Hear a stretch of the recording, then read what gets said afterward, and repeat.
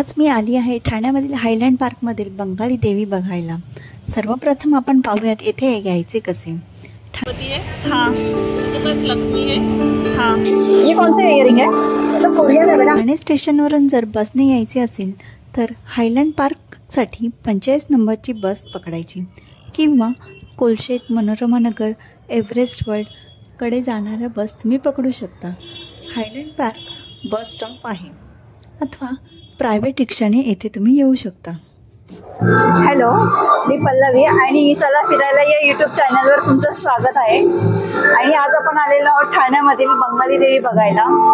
ही देवीचं आगमन कधी होतं माहिती आहे का?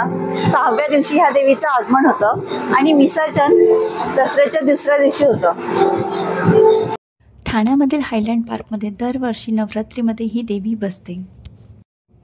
प्रत्येक वर्षी खूप सुंदर युनिक थीमचं डेकोरेशन इथे बघायला मिळतं, पण यंदाच्या वर्षी पाऊस खूपच झाल्यामुळे डेकोरेशन होतं सिंपल होतं, पण खूप छान वाटत होतं। महाराष्ट्रामध्ये नवरात्रीत देवीची फक्त एकच मूर्ती बसवली जाते, पण बंगाली लोक 5 देवतांच्या मूर्ती बसवल्या जातात।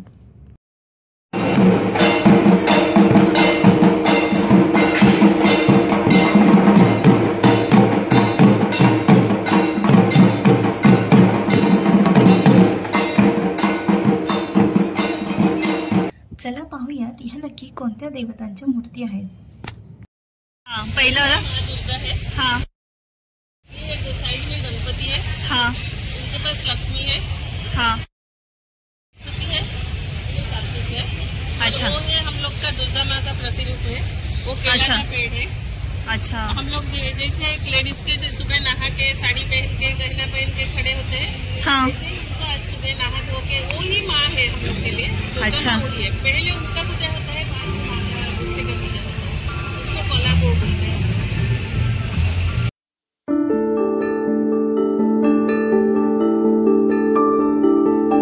बंगाली देवीचं मुख्य वैशिष्ट्य म्हणजे ह्या देवीच्या भोवती आपल्याला एक्झिबिशन स्टॉल बघायला मिळतात।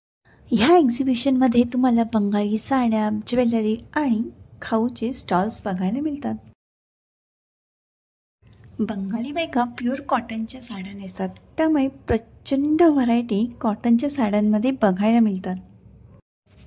येथे मला एक हँडमेड ज्वेलरीचं स्टॉल बघायला भेटले।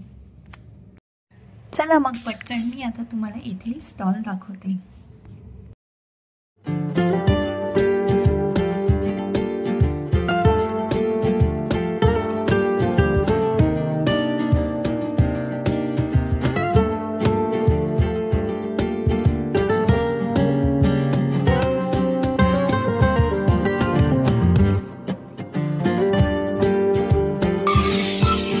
ये कौन से इयरिंग है? सब कोरियन है बेटा, सब कोरियन स्टेट है। और ये लाइट वेट रहते हैं। हाँ, वेरी लाइट और ब्रास है। मतलब ब्रास कैसे है, रफ यूज फॉर एवरीडे। और जो इंस्टा में लेटेस्ट है वही मेरे पास है। मला हे कानातले आवडले आणि मी हे कानातले घेतलेले आहेत।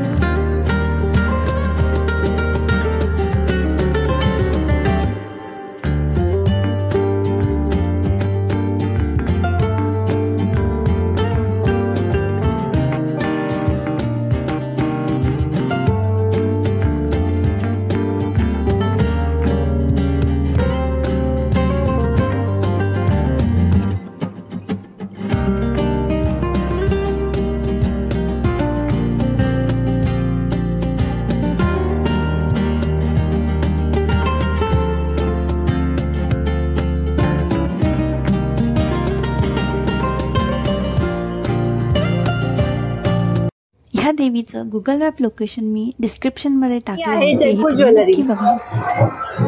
ह्या देवीचे दर्शन सुंदर वाटते। की देवीचं दर्शनही होतं आणि शिवाय शॉपिंगही करता येऊ शकते। तसेच खाऊचे स्टॉल असल्यामुळे आपण खाऊ खातो आणि जर लहान मुलं आपल्यासोबत असतील तर त्यांच्यासाठी पाळणे असल्यामुळे त्यांची पण एन्जॉयमेंट होऊन जाते। आपण जर संध्याकाळी इथे आलो ना तर खूप सुंदर लाइटिंग बघायला मिळते। तुम्हाला जर ह्या देवीच्या दर्शनाला यायचे असेल तर ही देवी 6व्या दिवशी बसते आणि विसर्जन दसऱ्याच्या दुसऱ्या दिवशी होते. अशाच संपूर्ण माहितीसोबत भेटूयात नवीन व्लॉगमध्ये. माझ्या चॅनलला सबस्क्राईब नक्की करा.